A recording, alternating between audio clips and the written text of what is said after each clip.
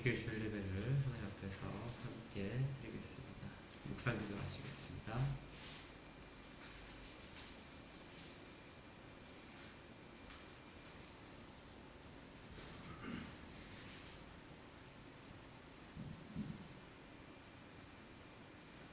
성부와 성자와 성령 하나님을 찬양하고 하나님의 거룩하심과 영광이 가득 참을 바라봅니다. 주의 백성들을 세우셨사오니 은혜를 허락하여 주시고 저희들의 입술을 통한 고백들이 주께 영광으로 돌려지도록 홀로 주장하여 주시옵소서. 예수 그리스도 이름으로 기도합니다. 아멘. 찬송가 19장을 함께 찬양하겠습니다.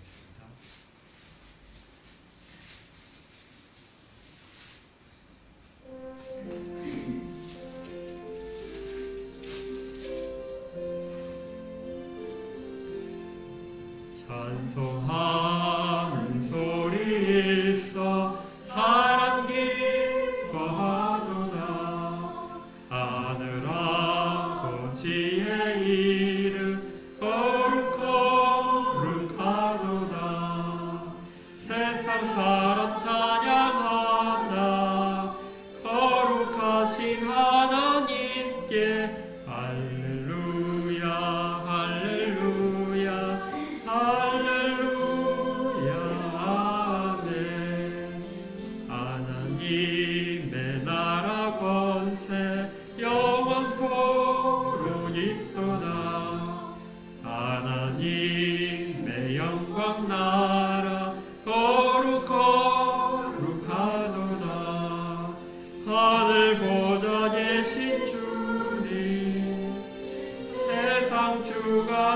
주관하시도다. 할렐루야 할렐루야 할렐루야 아멘. 하나님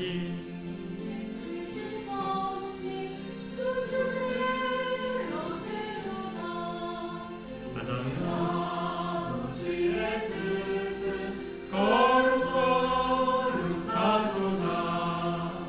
주여 속히 하셔서 기쁜 날을 주옵소서. 할렐루야 할렐루야 할렐루야 아멘. 아멘. 사도신경으로 신앙을 같이 고백합니다. 사도신경입니다. 시작.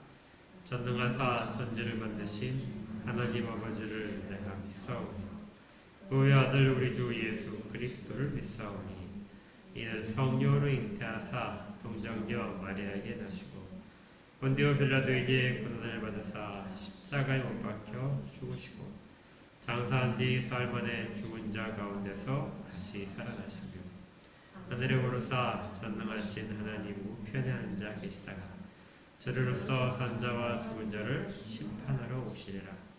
성령을 믿사오며 거룩한 공예와 성도가 서로 교통하는 것과 죄를 사하여 주시는 것과 몸이 다시 사는 것과 영원히 사는 것을 믿사옵나이다. 아멘. 335장입니다.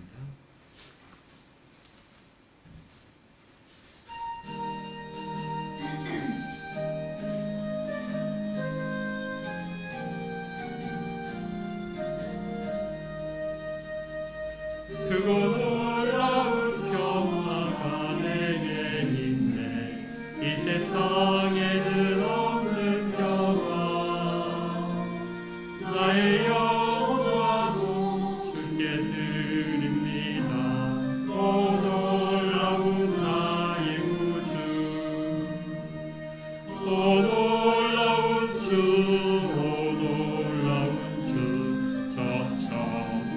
천사들 경배하네. 나 엎드려서 주 경배하리. 오 놀라운 구주 예수. 나의 인생을 인도해 주옵소서. 나의 생각도 주관하사 주의 뜻대로 날 다스리옵소서. 오 놀라운 나의 구주, 오 놀라운 주, 오 놀라운 주. 전 천군과 천사들 곁에 안에 나 엎드려서 주 경배하리. 오 놀라운 구주 예수, 나의 모든 것 주님께 드리오니 주여 기쁘게 받으시사 주의 나라를 위해 성결하옵소서. 오 놀라운 나의 구주, 오 놀라운 주, 오 놀라운 주.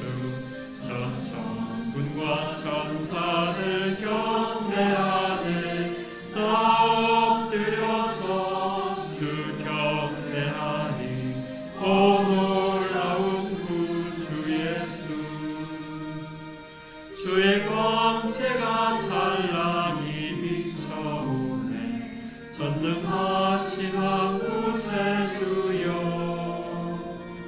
세상 끝날까지 찬양 드립니다. 오 놀라운 나의 구주,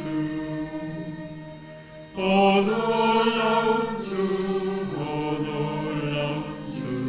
저 천군과 천사는 경배하네 나 엎드려서 주 경배하니. 오 놀라운 구주 예수.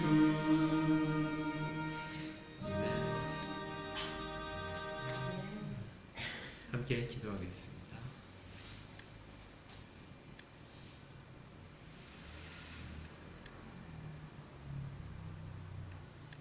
하나님 아버지,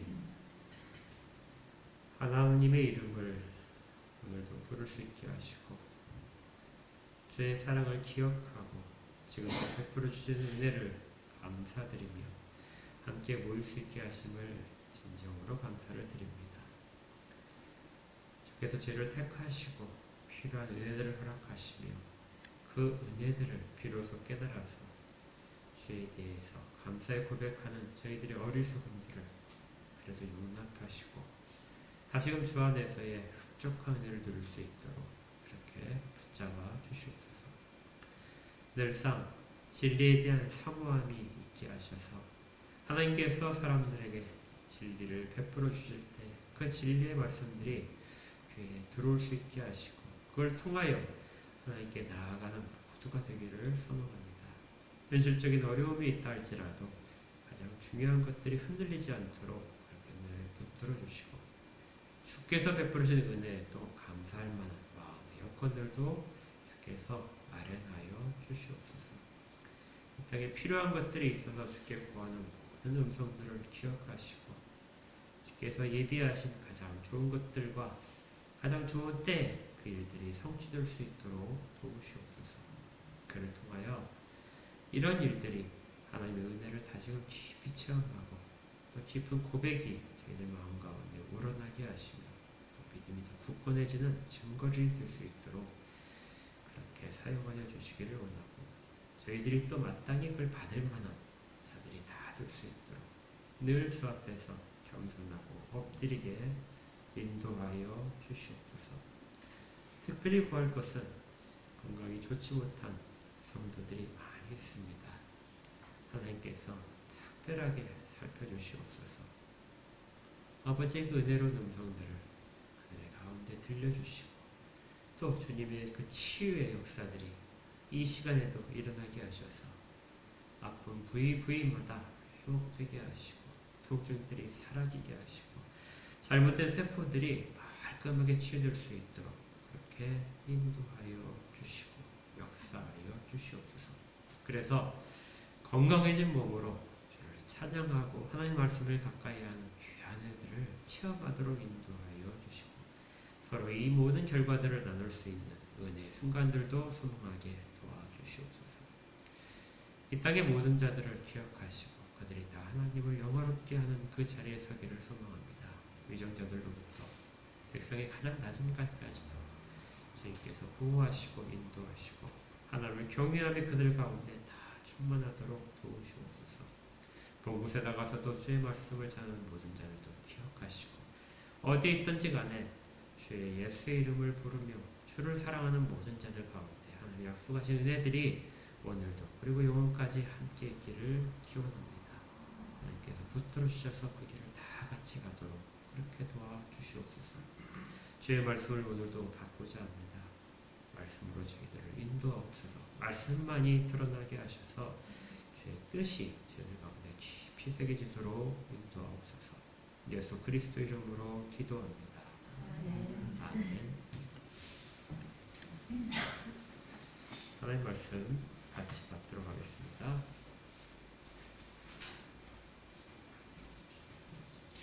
하나님 말씀은 히브리서 10장 19절부터 25절까지의 말씀입니다. 약성경 363쪽입니다. 히브리서 10장 19절부터 25절까지의 말씀.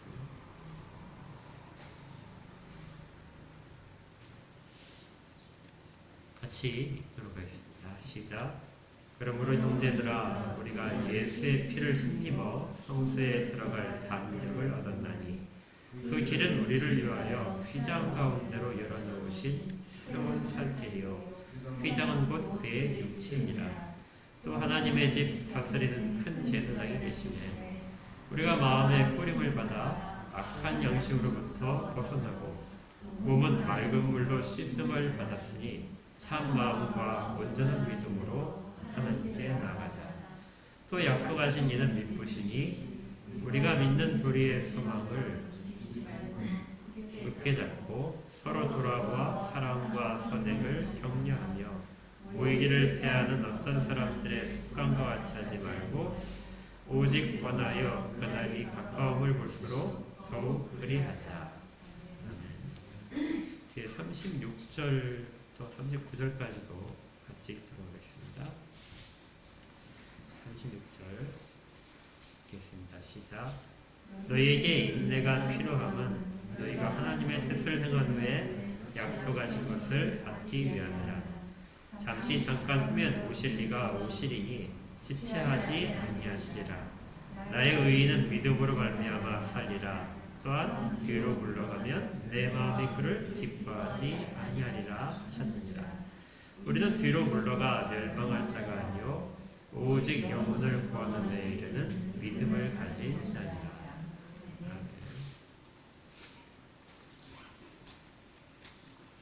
히브리서 10장 지난주에 18절까지 말씀을 살펴보았고요.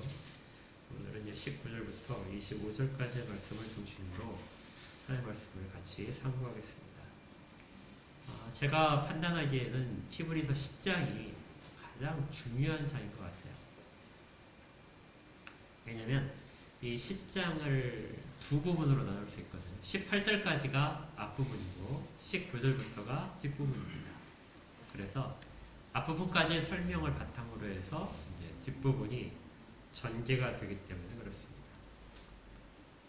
우리가 지난주까지 살펴본 그런 내용들을 보게 되면 핵심적인 구절이 있었죠.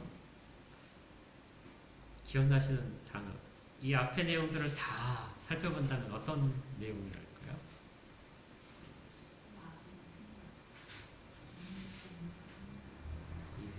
온전하다는 단어 이런 것들도 다 있을 겁니다. 근데 이제 가장 핵심적인 단어, 히브리서에서 말하고자 하는 가장 핵심적인 단어는 우리 오늘 읽은 본문에는 21절에 또 하나님의 집 다스리는 큰 제사장이 계시니 이것이거든요. 그런데 이제 우리가 사용하는 개역개정 성경에는 이렇게 번역되어 있는데 다른 번역서들에는 다르게 번역되어 있습니다. 어떻게 번역되어 있냐면요. 4장을 한번 가보세요.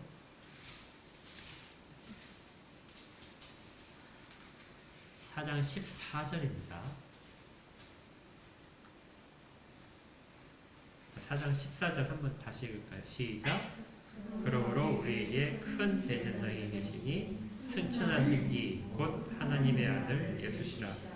우리가 믿는 도리를 굳게 잡을지어다. 아멘.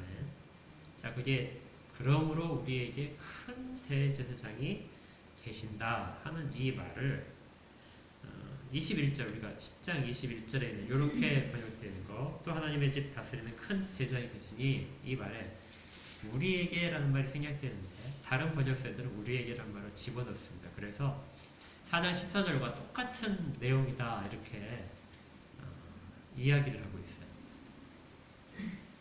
자, 그런데 이렇게 그렇다면 이제 무슨 내용이냐면요, 4장 14절부터 이 10장 18절까지 내용이 전부 다 뭐냐면 우리에게 대제사장 예수가 계신다 하는 내용인 것이죠. 그러니까 아주 많은 분량을 지금 이 이야기를 해왔던 것입니다. 그리고 또 재밌는 것은 중간에 이걸 하다가 사람들이 핵심을 놓칠 것 같아요. 그래서 8장 1절 한번 보십시오.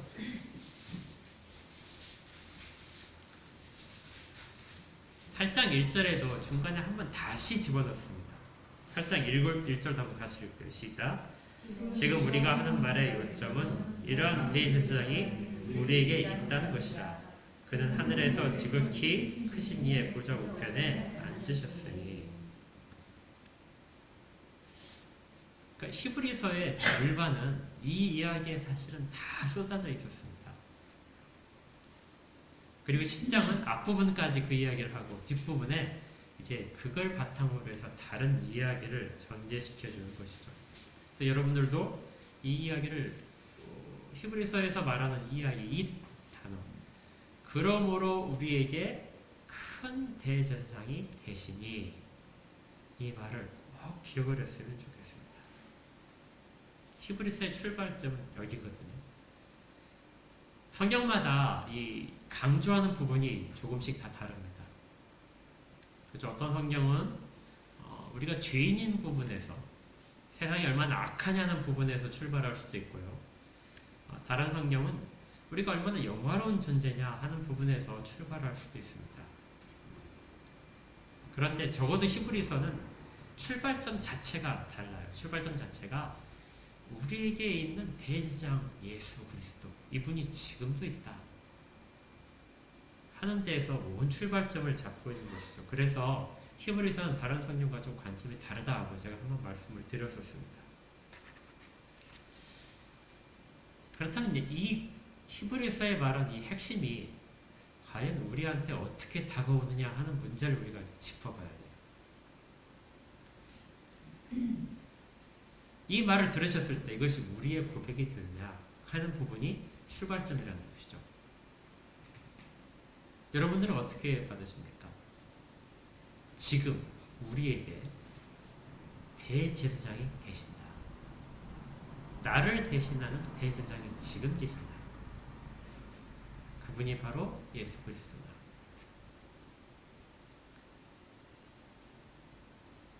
이것이 히브리서에서 말하는 그 문장 그대로 받아들여질 때, 아무런 조건 없이 받아들여질 때, 이때 우리는 비로소 히브리서의 뒷부분을 이제 살펴볼 수 있는 그런 자격이 생기는 것입니다. 그렇지 않다면 이 부분들은 살펴볼 수 있는 자격이 없는 거예요.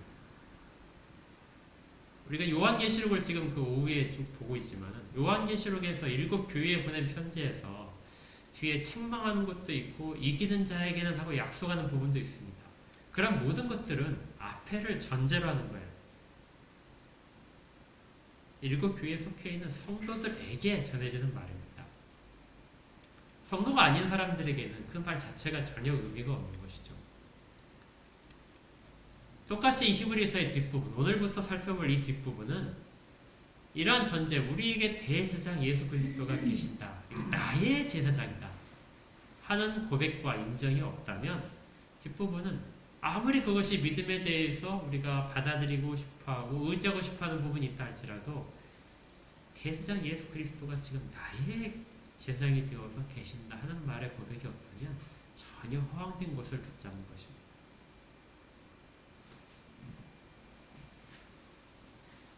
이 부분에 이제 동의를 하신다면, 그래서 그분이 나의 죄를 다 대신하셨다 하는 것과 지금도 내가 은혜를 받을 수 있는 것은 그분 때문이다 하는 것을 고백한다면 그렇게 비로소 이제 우리가 오늘 19절부터 있는 내용을 들을 수 있는 것이죠. 왜 이 고백이 중요하냐면 우리가 보통 예수 그리스도의 생각을 할 때 많은 사람들이 예수를 믿는 것을 이런 식으로 생각을 합니다. 내가 무엇인가를 간절히 원하는 바가 있고 그걸 내가 반드시 가지고 싶은데 나의 능력으로는 부족하다. 그렇다면 우리가 다른 곳으로부터 우리 부족한 능력분을 채우기 위해서 빌려와야 되겠죠. 그런 빌려오는 것의 하나로서 예수 그리스도를 초빙을 한다는 것이죠. 그렇게 해서 나의 부족한 부분을 채워지게 되면 그것이 나의 신앙의 근거가 되고 그 채워진 부분이 크면 클수록 그것이 우리가 믿음이 크다 하고 그런 착각에 빠지기 쉽다는 것이죠. 그런데 이 대제사장이라는 말 속에 들어있는 그 의미를 잘 보게 되면 대제사장은 그 대제사장을 의지하는 모든 사람들에게 아무런 능력이 없음을 고백하게 만듭니다. 사실은 고발하는 거죠. 너희들은 능력이 없을 뿐만 아니라 죄인들이야. 죄인이 없다면 대제사장이 필요가 없습니다. 그래서 예수 그리스도가 지금 나의 대제사장이다 하는 고백은 나는 정말로 죄인입니다 하는 고백을 떠나서 있을 수가 없어요. 또 이와 동시에 내가 죄인이지만 정말 나는 하나님께 가고 싶습니다. 하나님과 정말 관계를 바르게 갖고 싶습니다. 이렇게 소망하는 사람에게만 대제사장이라는 관계가 의미가 있게 됩니다. 죄인의 상태를 벗어나서 정말 하나님께 가고 싶은 사람, 이 사람들의 중간의 통로가 대제사장 예수 그리스도인 것이죠. 그래서 이 개념 자체는 다른 성경과는 크게 다르지 않습니다. 비록 이 용어 자체는 나오지 않았지만 모든 관통하는 모든 메시지들은 다 연결이 되는 것이죠. 그래서 얻은 결론이 무엇이냐면요. 10장 19절입니다. 그러므로 형제들아 우리가 예수의 피를 힘입어 성소에 들어갈 담력을 얻었나니. 자, 이제 그렇게 대제사장이 있음을 고백하는 사람들이 눈을 들어서 보게 되면 하나님께 가는 길이, 하나님께 예배드리고 우리의 모든 문제들이 풀리고 영원히 하나님과 교제할 수 있는 길이 우리 앞에 있다는 것입니다. 이 길이 있음을 비로소 본다는 것이죠.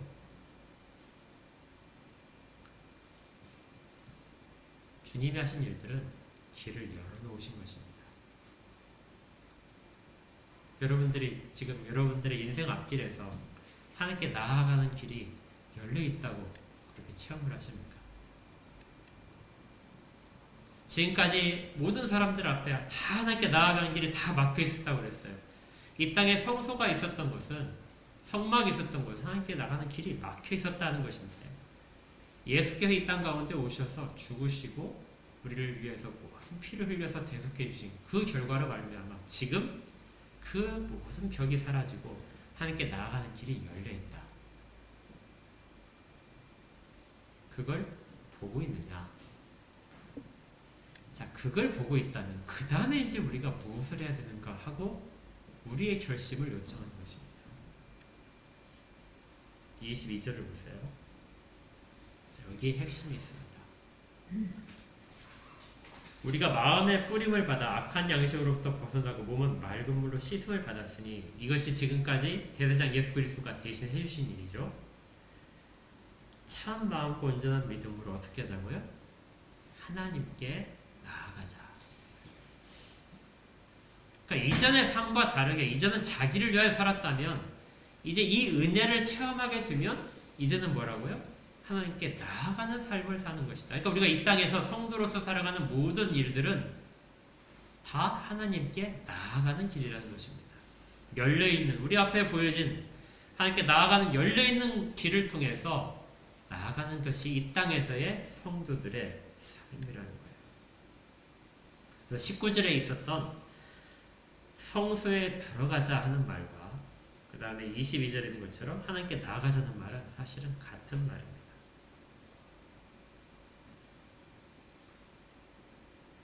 우리는 지금 어떤 삶을 살고 있는 거예요?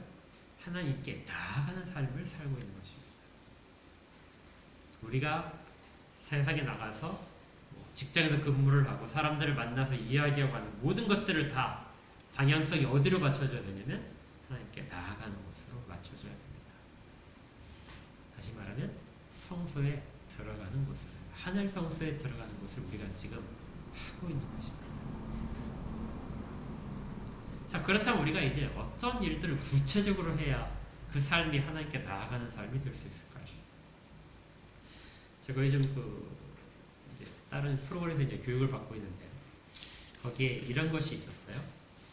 제가 그 전에도 한번 그런 프로그램에 대해서 경험을 해본 적이 있었는데 내가 필요할까 뭐 이렇게 별로 생각을 안 해봤었는데 만약에 이제 내가 어떤 일을 하고 싶다면 그 할 일에 대해서 구체적으로 달성하기 위해서 내가 반드시 해야 될 것 세 가지를 쓰고요. 반드시 하지 말아야 될 것 세 가지를 동시에 써보는 겁니다. 그러니까 예를 들어서 제가 좋은 아버지가 되고 싶다. 그러면 이제 목표가 정해져 있죠. 좋은 아버지다 하는 목표가 정해져 있다면 그걸 달성하기 위해서 반드시 내가 해야 될 것이 무엇인가? 세 가지만 딱 적고요. 또 반드시 내가 하지 말아야 될 것은 무엇인가? 그 세 가지를 적는 것입니다. 이 방법은 상당히 많이 사용되더라고요. 학교에서 학생들이 우리 학급이 정말 좋은 학급이 되려면 어떻게 할까? 그러면 학생들에게 종이를 나눠주고 좋은 학급을 만들기 위해서 우리가 따라야 될 규칙이 뭘까? 반드시 해야 될 것 세 가지 적고 반드시 하지 말아야 될 것 세 가지를 적어서 그걸 다 수합해 보면은 거의 다 학생들이 이야기한 것이 정말 가장 바람직한 모습, 그리고 그렇게 이야기했기 때문에 학생들이 다 자발적으로 잘 따르는 그런 좋은 규칙이 만들어지는 것이죠. 교회도 나중에 우리 그렇게 했으면 좋겠어요. 교회에서 우리가 어떤 목표를 세워놓고 거기에 대해서 우리가 반드시 무엇을 할까요? 내가 무엇을 할까요? 거기서 내가 반드시 무엇을 하지 말아야 할까요? 이걸 정해놓은 다음에 다 공개를 해서 이렇게 서로 비교해보면 좋은 결과물이 나올 것입니다. 개인도 마찬가지거든요. 개인에게도 여러 인격적인 요소들 안에 있는 다양한 요소들이 있습니다. 그것들이 충돌을 하죠. 욕구도 있고 또 냉철한 이성도 있고 양심도 있습니다. 그렇게 해서 우리가 무엇인가를 우리가 정말 하고 싶은 것이 있다면, 예를 들어 경제적인 어려움에서 내가 벗어나고 싶다. 그러면 그걸 위해서 내가 반드시 해야 될 것이 무엇인가 하는 걸 내 속에서 스스로 막 쓰는 것이죠. 그리고 반드시 내가 하지 말아야 될 것이 무엇인가 쓰고 나면 어느 정도의 방향성을 찾을 수 있다는 것입니다. 이 히브리서 10장의 뒷부분이 19절부터 내용이 사실은 그거예요. 우리가 우리 앞에 지금 길이 놓여져 있고 열려있는 길을 보았습니다. 물론 보지 못한 사람들은 전혀 뒷이야기가 의미가 없는데 만약에 예수가 대제사장으로서 나의 제사장으로서 그 길을 열어놓은 것을 내가 보았다면 그리고 보고 있다면 그 길을 가야 되는 것이죠. 가는데 그 길을 가기 위해서 내가 반드시 해야 될 것이 무엇인가 그리고 반드시 하지 말아야 될 것이 무엇인가를 지금 히브리서 기자가 말을 하고 있는 것입니다.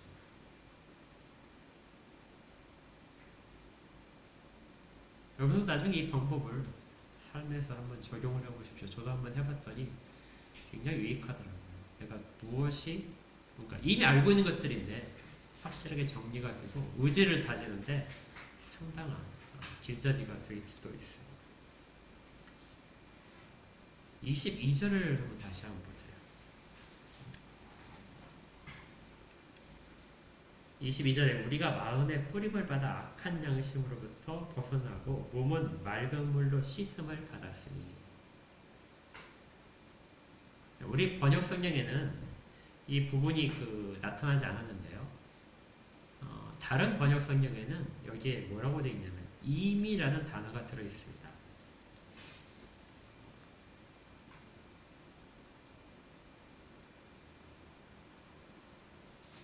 그리고 그 뒷부분에 받았으니 다음에 참 마음과 온전한 믿음으로 하나님께 나아가자. 이 사이에 뭐가 들어있냐면요. 이제는 하는 단어가 있어요. 그러니까 여러분들 이미 그 다음에 아직 아니라는 그런 얘기는 많이 들어보셨죠. 우리의 모든 신앙의 길, 구원이라는 것이 이미 우리에게 주어진 것이다. 그리고 그 다음에 그 모든 것들은 아직 완성이 되지 않았다. 그래서 아직 아니. 이렇게 해서 구원을 많이 그 시제상으로 이야기하는데 구원의 길을 살아가는 모든 사람들에게 동시에 적용될 저는 이 부분도 상당히 의미가 있다고 보는데 이미 하나님이 하셨다. 그렇다면 이제는 너는 무엇을 해야 되느냐 하는 질문이라는 것이에요. 그러니까 히브리서 10장에서 앞부분 18절까지는 이미 하나님이 다 하신 일들입니다. 우리가 그 안에 개입한 것들이 사실 아무것도 없어요. 여러분들이 예수를 못 박았습니까? 그렇죠? 아무것도 안 해서 여러분들이 예수를 살리셨습니까? 그 피를 여러분들이 뒤집어 쓰셨어요? 피 뿌리는데 막 달려나가서 피를 막 핏방울이 나한테 떨어지도록 그렇게 달려나가셨습니까? 사실 이런 일들은 우리와 아무 관계없이 우리가 체험하지 못한 상태에서 우리 의지 없이 그냥 다 경험을 했던 것입니다. 물론 이것들을 동의하지 않는 분들도 상당히 많지만 그런데 어느 순간에 은혜를 받고 나니까 우리에게 이미 그 일들이 이루어졌다는 것을 깨달아 알게 된 것이죠. 그래서 은혜는 정말 묘하게도요. 은혜를 우리가 느끼기 전까지, 정말 인식하기 전까지는 은혜를 받았다는 사실을 전혀 모릅니다. 항상 은혜를 주셨는데 이미 그렇게 해서 우리를 위해서 모두 베풀어 주셨는데 내가 그 은혜 속에 들어가지 못하면 그 은혜가 은혜됨을 전혀 인정할 수 못하는 것이죠. 우리가 예수의 은혜를 어느 순간에 깨닫고 나니까 그 이전에 있었던 일들이 정말 얼마나 큰 은혜인지를 더 잘 알게 되는 것이죠. 그리고 앞으로 있는 일들도 더 큰 은혜임을 우리가 같이 깨닫게 되는 것입니다. 그러니 그 길을 경험해보지 못한다면 아무리 이야기를 한다 해도 소용이 없을 것입니다. 이미 그렇게 되어 있는 존재야 하고 선언을 하는 것이에요. 그렇다면 이제는 하고 나오는 것입니다.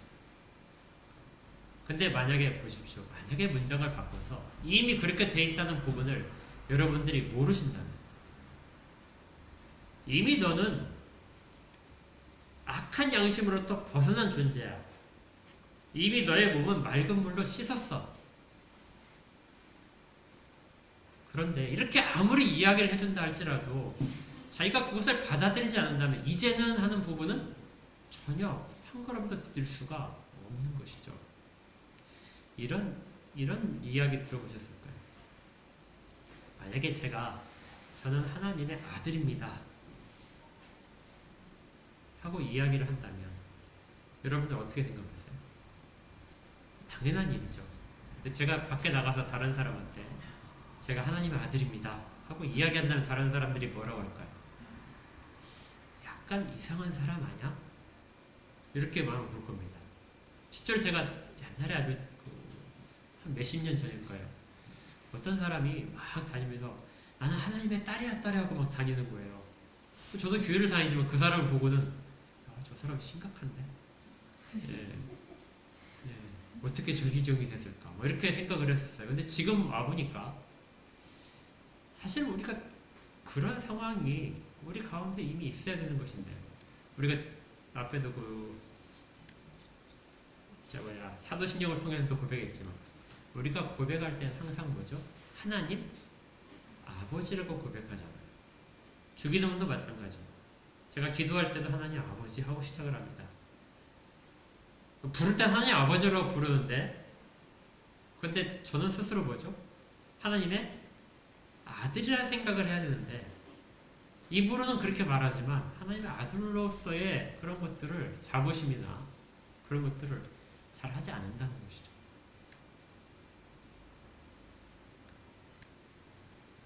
들어서 아는 거하고 말로 하는 거하고 또 마음에 있는 것은 차원이 다른 이야기입니다. 그러니 이미 이렇게 돼 있다. 이미 양심이 깨끗해져 있고 너희들 몸이 다 거룩한 것으로 다 씻겨졌다. 이렇게 아무리 말을 하더라도 나는 그렇지 않아. 나는 결코 깨끗한 자가 아니야. 하고 한다면은 이제는 하고 이 부분을 전혀 나갈 수가 없는 것입니다. 그래서 반복해서 지금 히브리서 기자가 그 얘기를 해준 거예요. 너희들은 이미 그렇게 된 사람들이야. 그러니 그것으로부터 이제 한 걸음을 더 나가야 돼. 자, 그리 한 걸음 더 나가는 거. 우리가 정말 하나님 나라의 길을, 하나님이 원하시는 그 열려진 길을 통해서 계속 하나님께 다가가는 그 길을 갈 때 반드시 해야 될 것이 무엇인가? 오늘은 이 부분만 먼저 살펴볼 것입니다. 22절을 다시 한번 보시면요. 참 마음과 온전한 믿음으로 하나님께 나아가자.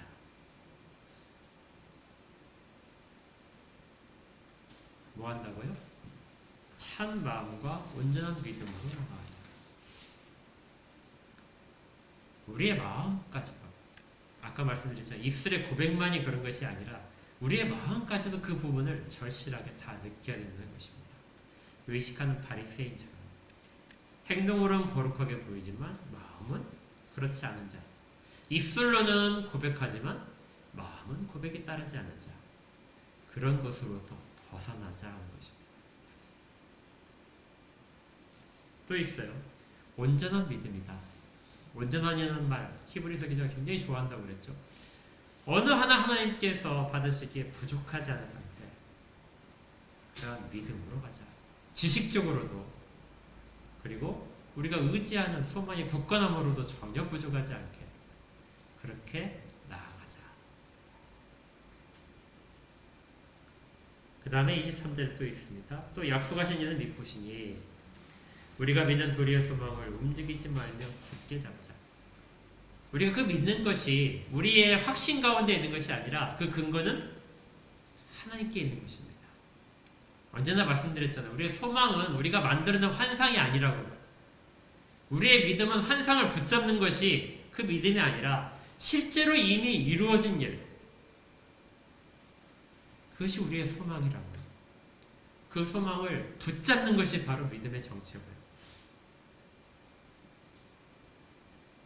그걸 가자 하는 것입니다. 어떻게 하라고요? 굳게 잡아요. 그런데 이 일을 하기에는 우리가 여전히 부족합니다. 그 부족한 것에 그래서 전제로서 뭘 시작했냐면요. 19절을 다시 한번 보십시오. 그러므로 형제들아 우리가 예수의 피를 힘입어 성소에 들어갈 무엇을 얻었어요? 담력을 얻었답니다. 다른 번역 성경에는 담대하게 이런 뜻이에요. 담력이 무엇이죠? 무서워하지 않는 걸 말합니다. 그러니까 두려움의 반대. 그래서 사람은 하나님께 나아간 것 자체를 두려워합니다. 하나님을 두려워하는 것은 피조물의 본래적인 모습이 아니라 사실은 인간이 죄를 지은 다음에 갖게 된 한계적인 그런 현실이에요. 하나님을 두려워하는 것이 처음에 어디에서 등장하죠? 성경에서? 예, 아담이 하나님이 명하신 명령을 어겼죠. 선악을 알게 한 나무의 열매를 따먹은 다음에 그 다음에 하나님의 음성을 들었습니다. 그러자 그가 뭐라고 대답하냐면요. 창세기 3장 10절에 내가 벗었다면 뭘 해야 됩니까? 부끄러워서 숨는 것이죠. 그런데 거기에 처음 표현이 뭐냐면 내가 벗었으므로 두려워하여 숨었나이다.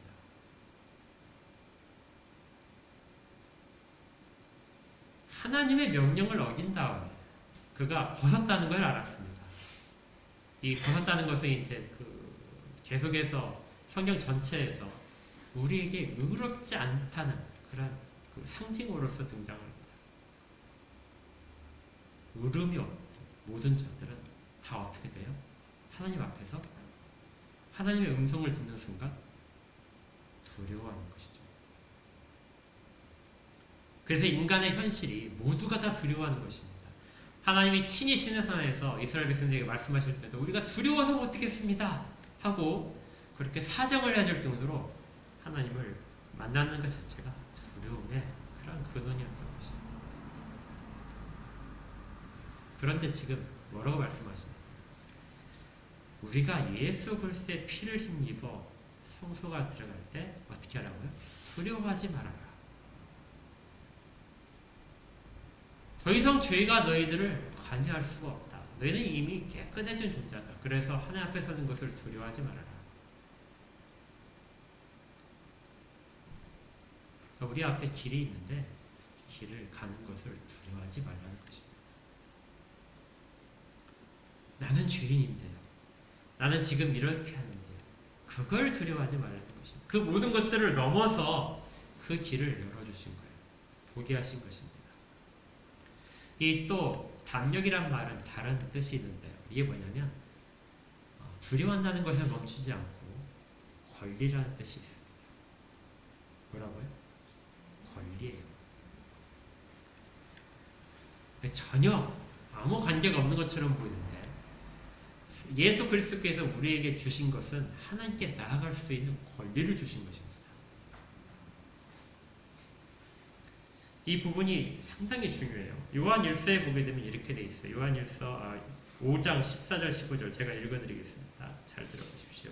요한일서 5장 14절 15절 그를 향하여 우리가 가진 바 담대함이 이것이니 여기 담대함이 있어요. 그를 향하여 우리가 가진 바 담대함이 이것이니 그의 뜻대로 무엇을 구하면 들으심이라. 우리가 무엇이든지 구하는 바를 들으시는 줄을 안즉 우리가 그에게 구한 그것을 얻은 줄을 또한 아느니라. 하나님께 무엇을 구하면은 하나님이 주신대요. 그리고 그 구한 것들이 하나님이 주신 것으로 생각을 해라. 그렇게 이야기를 합니다. 그런데 그 앞에 뭐가 있어요? 그를 향하여 우리가 가진 것이 있다. 그것이 우리의 담대함이다. 이렇게 했는데 이 담대함이 사실은 뭐예요? 권리예요. 요구할 수 있는 권리를 주신 것입니다. 그러니까 이게 뭐냐면요. 티켓입니다. 티켓. 여러분들 그 선물로 무슨 티켓 받아보셨어요?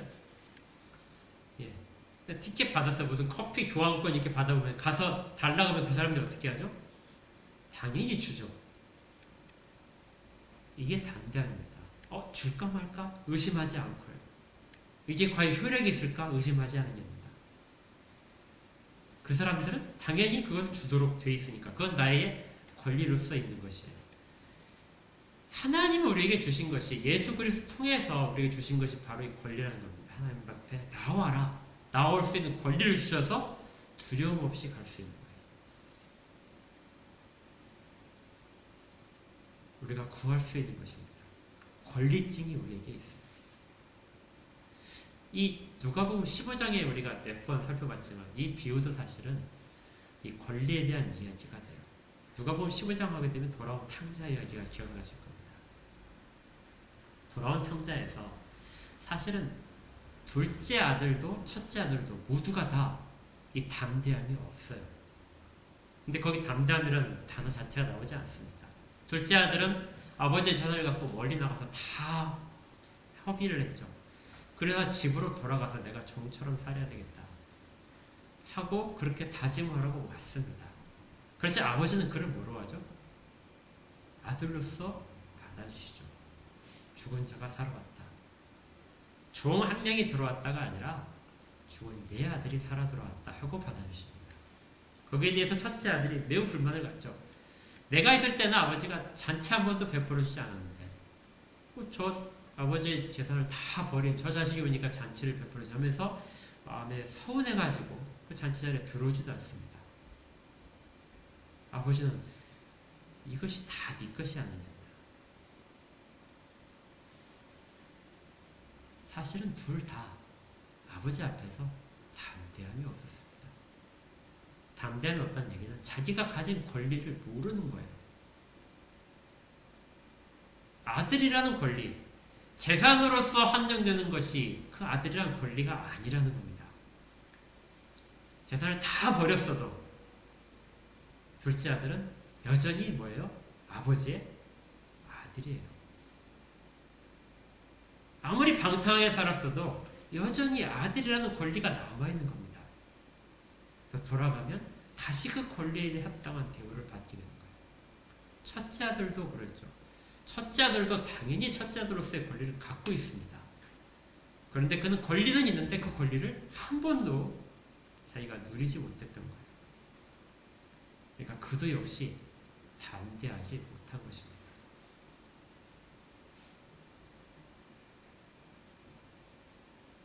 지금 주님이 열어놓으신 길, 그 길을 우리가 어떻게 갈 수 있을까? 과연 내가 갈 수 있을까?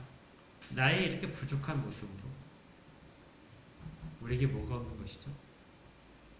담대함이 없는 것입니다. 담력이 없어서 이미 받은 권리를 가지고, 권리증을 가지고 쓰지를 못하는 것이죠. 이걸 가져가면 저 사람이 받아줄까? 저걸 줄까? 하나님은 예수라는 다른 비교할 수 없는 것을 통하여 권리를 주신 것입니다. 그래서 우리가 그 권리를 사용해서 함께 갈 수가 있는 거예요. 이미 우리에게는 그런 자력들이 생겨 있습니다. 양심이 깨끗해졌고 우리의 주들도 씻겨나갔기 때문에 그래요. 이렇게 하면서 우리가 혼자 가는 길은 아닙니다. 24절에 뭐라고 되어 있죠? 서로 돌아보아 사랑과 선행을 어떻게 하라고? 격려하라. 혼자서 다 감당할 수 없습니다. 가끔은 약해질 것이고요. 길을 놓칠 수도 있습니다. 그럴 때 서로가 서로를 도우면서 같이 가라. 그래서 격려하라. 이 격려라는 말은 단순히 그냥 이렇게 호응을 해주는 것이 아니라요. 그 사람을 그 길을 갈 수 있도록 좀 나쁜 표현을 하게 되면 꼬시는 것입니다. 그러니까 그 사람이 뭘 하기 위해서 잘하고 있어. 실제는 잘 못해도 온 거예요. 잘하고 있어. 너는 그 길을 꼭 갈 수 있어. 하고 이야기하는 것까지 포함되는 거예요. 그러니까 우리가 가끔 그러거든요. 어떤 사람이 이제 신앙생활을 처음 하게 되면 정말 어리게 보이고 이 부분은 약간 좀 본래 주님이 원하시는 것과 다른 부분이 있을 수도 있는데 거기에 대해서도 격려를 해줍니다. 아이가 처음에 어떤 일을 할 때 아이가 첫 발을 이렇게 섰어요. 그래서 첫 발을 딱 뗍니다. 그러면은 그때 뭐라고 하죠? 막 박수 쳐주잖아요. 칭찬해주고. 잘 걸은 것이 아니라 걸은 것이죠. 걸었기 때문에 격려해주고 칭찬해주고 더 한 발을 더 내딜 수 있도록 그렇게 유인을 합니다. 이러한 모든 것들이 다 격려 속에 있는 거예요. 서로가 서로에게 이렇게 격려를 해주는 것입니다. 그러면 그 길을 한 발음 더 갈 수 있는 거예요. 이것들이 우리가 해야 될 일입니다. 반드시 해야 될 일이에요. 하나님께 나아가기 위해서. 그런데 이제 우리 마지막에 읽었던 구절이 있죠. 뭐가 필요해요? 인내가 필요합니다. 언제나 이것만 빠지면 참 좋겠는데요. 언제나 결론이 이거예요. 이 땅에서 우리의 삶이 하나님께 나아가는 길이라 하면서 성경에서 꼭 말씀해 주시는 것은 그런데 뭐가 있어야 되냐면 인내가 있어야 돼요. 36절입니다. 너에게 인내가 필요함은 너희가 하나님의 뜻을 행한 후에 약속하신 것을 받기 위하여. 약속을 받기까지는 너에게 인내가 필요하다. 그런데 37절에 근데 그 인내를 언제까지만 하면 되냐? 뭐라고 되어 있어요? 37절 같이 읽어보겠습니다. 시작. 잠시 잠깐 후면 오실 이가 오시리니 지체하지 않으시라. 우리 주님이 다시 언제 오신대요? 곧 오신다는 게 아니에요. 그것보다 훨씬 더 표현이 아주 적나라합니다. 뭐라고 되어 있어요? 잠시, 잠깐. 정말 조금만 견디면 주님 오실 거야. 이렇게 하는 거예요. 그 조금을 견디는 것이 그게 믿음입니다. 38절에 이렇게 되어 있습니다. 나의 의인은 믿음으로 말미암아 살리라. 정말 잠깐 순간을 견뎌라. 우리는 굉장히 긴 것처럼 느끼고 숨도 쉴 수 없는 것처럼 느껴지는데요. 정말 잠깐, 정말 잠시 잠깐만 견뎌라. 꼭 오신다는 거 붙잡아라. 그리고 네가 지금 가는 길에 있어서 너의 주는 이미 다 씻어진 것을 알아라. 이걸 하고 있다면 우리는 다 마지막에 다 정말 살아있는 존재로서 그렇게 주님 앞에 다 서게 될 것입니다. 이것이 종교개혁의 중요한 모토이기도 하고요. 그러니까 그 예화 하나를 말씀을 드리겠습니다. 예화는 아니고요. 그 미국의 영화 배우 중에 덴젤 워싱턴이라는 영화 배우가 있어요. 그 사람이 굉장히 그 크리스찬으로서 굉장히 연설을 되게 무슨 시상식이나 이런 데서 연설을 되게 잘하는데 그 중에 이제 한 대학교에 가서 연설한 것이 있습니다. 굉장히 여러분들 찾아보시면 뭐 쉽게 찾아보실 수 있어요. 근데 이 사람이 그 연설한 것 중에 그 연설 제목이 뭐냐면 앞으로 넘어지세요. 넘어지더라도 어디로 넘어지라고요? 앞으로 넘어지라는 것입니다. 절대 뒤는 넘어지지 마세요. 뒤로 넘어지는 것은 포기입니다. 그런데 앞으로 넘어지는 것은 앞으로 가다가 걸렸기 때문에 그러면 넘어진 만큼 더 간다는 거예요. 하나님께 나아가는 길은 뒤로 자빠지는 길이 아니에요. 넘어지더라도 어디로 넘어져야 돼요? 앞으로 자빠지십시오. 이 사람이 그 연설 중에 정말 이런 이야기를 했는데요. 자기 아내가 자기한테 해준 이야기입니다. 되게 마음에 와닿던데 여러분들도 꼭 한번 그렇게 하십시오. 자기는 계속해서 실패를 했답니다. 그 배우가 되고 싶었는데 배우가 되는 모든 오디션에 다 지원해서 면접까지 다 보고 했는데도 다 실패했대요. 당신은 좀 재능이 부족하다. 뭐 이런 식으로 해서 다 실패했단다. 근데 그 사람 아내가 그런 말을 해줬대요. 당신이 한 번도 가진 적이 없는 것을 갖고 싶어 하면은 한 번도 해보지 않은 뭔가를 해야 된다. 네가 지금까지 한 번도 가진 적이 없어. 그런데 그걸 네가 갖고 싶어. 그러면 그걸 갖기 위한 한 번도 해보지 않은 일을 해야 된다는 거예요. 그걸 시도하지 않으면 전혀 얻을 수 없는 것이죠. 새로운 것은 새로운 시도를 통해서만 얻을 수 있다. 그래서 여러분 실패를 하지 않는 가장 쉬운 방법이 뭔지 아세요? 하지 않는 겁니다. 하지 않으면 절대 실패하지 않아요. 하면 실패합니다. 그 실패들이 모여서 우리가 가는 길을 한 걸음씩 더 나갈 수 있게 해주는 거죠. 신앙도 마찬가지입니다. 아까 말씀드렸잖아요. 이미 우리에게 이루어진 거예요. 이미 우리가 가진 자격입니다. 권리고요. 그런데 이걸 가지고 참다운 믿음과 그 다음에 변치 않는 확고한 믿음, 선한 행실, 착한 마음 이런 것들을 가지고 걸음을 내딛지 않는다면 그 길을, 이 땅의 삶을 살지 않는다면 우리는 새로운 것들을 전혀 누리지 못하게 된다는 것입니다. 그 길을 가야만 우리의 양심이 깨끗해졌다는 것, 우리에게 참다운 마음이 회복됐다는 것, 그 주님의 소망이 보이는 거예요. 시작하지 않으면 아무것도 얻을 수 없고 체험할 수 없습니다. 이것이 우리가 가진 은혜의 속성이에요.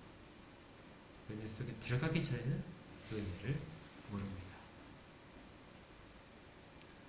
그래서 제가 여러분에게 말씀드리고 싶은 것은 우리가 반드시 해낼 것이 있다는 거예요. 이미 그 길을 가고 계신 분도 있겠지만 아직 시도를 안 한 분도 있을 겁니다. 너희는 다 하나님의 자녀야. 너희는 이미 다 대제사장 예수 그리스도를 통해서 이미 다 깨끗해진 존재야. 더 이상 죄된 것, 내가 왜 이렇게밖에 안 될까 하는 낙심에 붙잡혀 있지 않고 나는 절대 안 돼. 하나님 앞에 나갈 수 없어 하는 그런 열등감에 사로잡혀 있지 말고 두려움에 있지 말고 권리증을 가지고 하나님 앞에 첫 걸음을 뛰어. 그 첫 걸음을 딛지 않으면 너는 신앙에 있어서 하나님이 약속하신 것들에 아무것도 거둘 수 없는 거야. 가다가 실패하더라도 앞으로 넘어져. 그 길이 주님이 열어주신 길이거든요. 그 길은 우리가 힘을 다해서 가야 됩니다. 그것이 반드시 우리가 해야 될 일이고요. 하지 말아야 될 것 우리 다음 주에 살펴볼 겁니다. 그 일주일 동안 할 일만 해도 참 깊이 한번 묵상하시고 그렇게 우리 한번 적어보십시오. 내가 반드시 해야 될 것과 반드시 하지 말아야 될 것들, 그리고 하나님의 길을 함께 걸어가시면서 서로 격려하시고 칭찬과 사랑으로 붙들어 가시기 바랍니다. 우리가 해야 될 일을, 이 일들은 사실은 잘 보시면 믿음, 소망, 사랑이 다 들어가 있어요. 한번 잠깐만 볼까요? 22절을 보십시오. 하나님께 나아가는데 뭐가 있어야 돼요? 온전한 믿음입니다. 23절에 또 뭐가 있어요? 우리가 믿는 도리를 뭐라고 그래요? 소망을 분지지 않게 꼭 붙잡아요. 소망이 있어야 됩니다. 24절에 뭘 돼 있어요? 서로 도와보라서 사랑이 있어야 됩니다. 그러니까 다른 관점에서의 말을 하지만 실제적으로는 같은 내용인 것이죠. 우리가 다 이 길을 함께 걸어가기를 바랍니다. 이미 주님은 그 길을 우리 가운데 보이셨습니다. 그 길을 함께 걸어가서 마지막 주 앞에 당도할 때 우리 다 같이 거기에서 만날 수 있기를 주의 이름으로 축복합니다. 기도하겠습니다. 하나님 아버지, 은혜를 감사합니다. 이미 저희들 가운데 이루신 일들을 보며 이제 해야 될 일들을 다짐합니다. 주께서 마음 가운데 감동을 주시고 참된 마음으로, 굳건한 믿음으로, 그리고 붙잡는 소망으로, 그리고 서로를 격려하는 사랑으로 이 길에 굳은 발걸음으로 갈 수 있도록 그렇게 도우시옵소서. 함께 가기를 소원합니다. 예수 그리스도 이름으로 기도합니다. 아멘.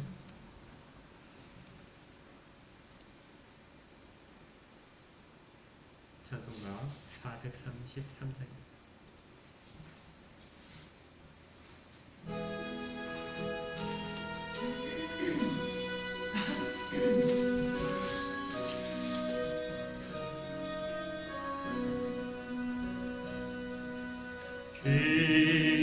귀하신 주여 날 붙드사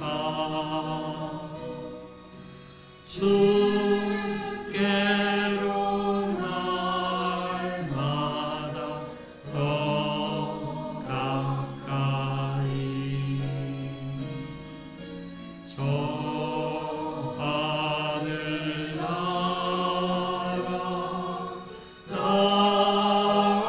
올라가 구주의 품 안에 늘 안기어 영생의 복 받기 원합니다. 오만할 물건 나 없어도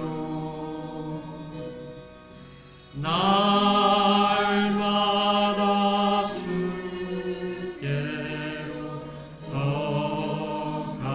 가까이 내 죄를 주께 하고하니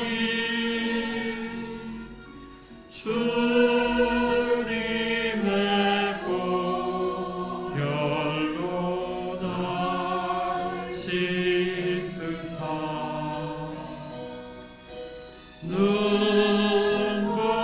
눈보다도 이게 하옵소서.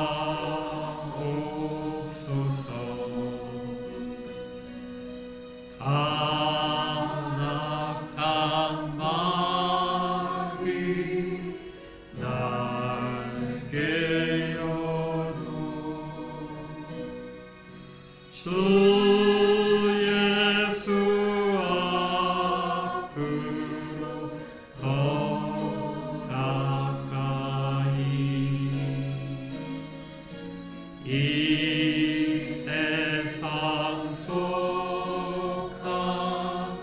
그 허영심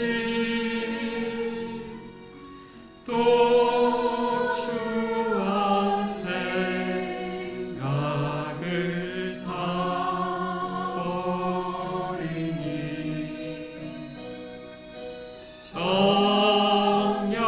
정결한 맘 내게 늘 주소서.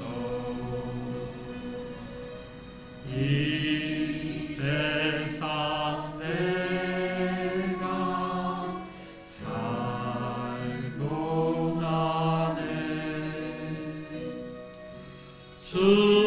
주께로 날마다 더 가까이 저배는 전부 나 들어가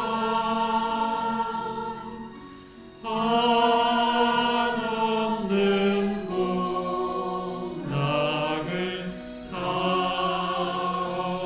얻도록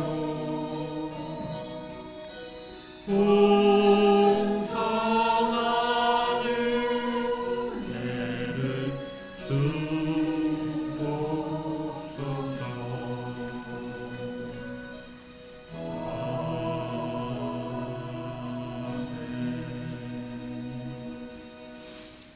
함께 기도하겠습니다. 하나님 아버지, 저희들 가운데 궁핍하지 않도록 기심을 감사드립니다. 또 주 앞에 드리는데 인색함이 없도록 지키심도 감사하고 또 주께 드릴 것들을 준비케 하심도 감사를 드립니다. 늘 모든 것이 주님의 은혜 가운데 있으며 주님께로 향하고 있고 또 주께로 가는 길 가운데 수용되는 것들임을 깨달아 알게 하셔서 땀을 흘려 정직하게 일하도록 그렇게 해서 주의 말씀대로 순종하였더니 주께서 놀라운 것으로 갚으셨다는 고백까지 이어지도록 인도하여 주시옵소서. 저희들의 모든 삶이 한 걸음 한 걸음이 주께로 더 가는 길임을 깨달게 알게 하시고 그 방향을 잘 잡아 함께 가도록 생가운데 삶 가운데 복을 허락하여 주시옵소서. 이제는 우리 구주 예수 그리스도의 은혜와 하나님 아버지의 사랑하심과 성령님의 내주하시고 인도하시고 위로하시는 은혜가 함께 예배드린 모든 자들 가운데 사랑과 선행과 격려를 통하여 함께 가려고 다짐하는 모든 자들 가운데 이 땅에 주 이름을 부르고 주에 대한 사랑을 고백하는 모든 자들 가운데 영원까지 함께 있을지어다. 아멘.